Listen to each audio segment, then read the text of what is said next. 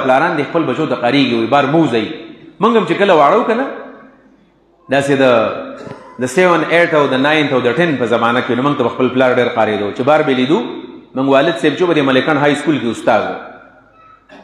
دا رسې د 95 96 خبرې کومه نو په هغه زمانه کې به چې موږ د سکول نه لاړو ماشومان څه کې خو د مرغو شټوړې غټ شوه کې لیندې میندې پیدا کړي نو موږ به چې څنګه د سکول نه لاړو نو لیندې به م راواغېستلې د کور نه به بهر ووتلو موږ ته به د خپل بابا د راتلو ټایم معلوم و چې دا کله راځي نو په دې ټایم به کور ته تلل پکار یې اوس خو چې کله به د راتلو ټایم شو موږ ویل دا بابا موږ ته ولې قاریږي دا څه چل دی دا نور هلکان چې ناست دي دی لوپران شو موږ به څنګه لوپران شو ما به دا سوچ ډېر کوو چې د نورو هلکانو ته پلار نه قاریږي ما ته ولې قاریږي او زه خو په خوب باندې ښه پوهېږم ما تر هغې خبرو احساس اوس 20-25 سال پس ما تر هغې خبرو احساس کېږي چې د هغې خبرو څه مقصد و دا زه ولې پلار د هغې خلکو څه نه پرېښودلم چې هغوی چرسیانو هغوی محفلیانو مجلسیانو هغوی به ویسیارونه کتل د خپل کلي ماحول ویم ما ته بالکل معلوم دي دا د مشرانو تربیتونه ګورئ هلکانو د آیات ساتئ ګوره کله چې پلار د ماشومان ته قاریږي د پلار په ذهن کې ډېر ښایسته خبرې ما الحمدلله ما چېرته په ویسیار باندې فلم نه دی کتلی موږ هم دا ځواني تېره کړله او زموږ کلی داسې کلی دی او پکې زموږ یعنې زما چې څومره همزولي وو نو کله به چې داسې اخترې مخترې به په خپل کې ویسیار یې راوړلې بس ماسخوتن مانځه نه پس به خلکو ویسیار کتو او دا تصور نه شو کېدی چې د ماسخوتن د مانځه نه پس چې زه چېرته د کور نه بار وځم کتلی پلار بیا کور ته نه پرېښودل موږ بارمانو چې چېرته د چا کې شپېلې لاړ شو او دا ویسیار موږ هم چېرته وګورو موږ نه و کتلی یو ورځ ما ته اوس هم یاد دي زموږ د کلي یو ملګری دی اوس سعودي عرب ته زه راځي ما ته ویلی وی د هلکان ټول دا فلمونه ګوري په دې کې اوس غلط څه نه وي دې کې خو ډېرې ښکلې ښکلې کهانیان دي وی ستا دا پلار خو تا ته د شپې قاریږي ویل دا خو سار سکول ته ځي ویل خیر دی موږ چې بېګا لکه فلم ګورو وایي ته به د ورځې راځه ته د ورځې ګوره داسې یقین وکړی ما ته ویل ته خیر دی څوک به نه په دې بیټه کې به ګورې د الله حفاظت شکر دی د الله رب العالمین چې د هغې باوجود الله دې ګندګونه موږ ساتلي یو در پلار تربیت و زما څه کمال نه و په دې کې زه قسم د په دې ممبر د پاسه ګورې شم ما چېرته فلمونه او داسې نه دي کتلي سره دې نه چې پلار ممبر تلو دا ولې در پلار د کار کور نتیجه وګورئ پلارانو د خپل بچو به نظر وساتئ که تاسو په د خپل بچو ګرفت وساتو دا څه ګرانه نه چې تربیت وشي خو موږ بالکل کلاو پرېښي دا ماشومان چې کلاو هم پرېښودل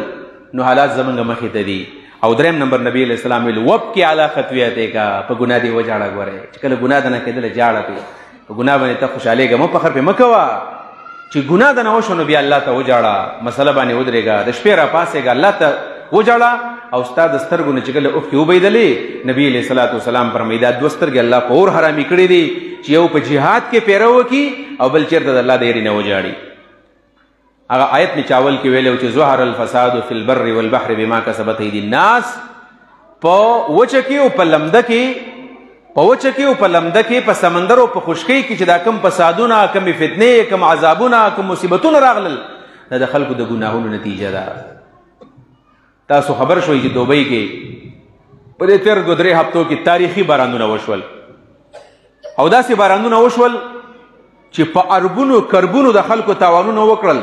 خو دوبۍ خلک مالداره دی بیرته ریکوري وکړله